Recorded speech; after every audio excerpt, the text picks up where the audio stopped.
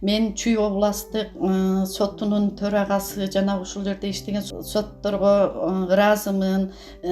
Баардык баламдын жумушун мыйзам чегинде чегерип, мыйзам чегинде туура кабыл алып, туура чечим чыгарып бергенине мен ыраазымын. Ар дайым ушундай акыйкат иштеген сотторго ыраазыбыз. Райондук сотунун судьясы Шахназаров бүгүн менин ишимди карады. Декларация боюнча мүлктөрүм толук кирбегендиктен ишин сотко өткөн. Сот ишин кароодо судья абдан сылык мамиле кылды, өзүмдүн укук милдеттеримди тааныштырды.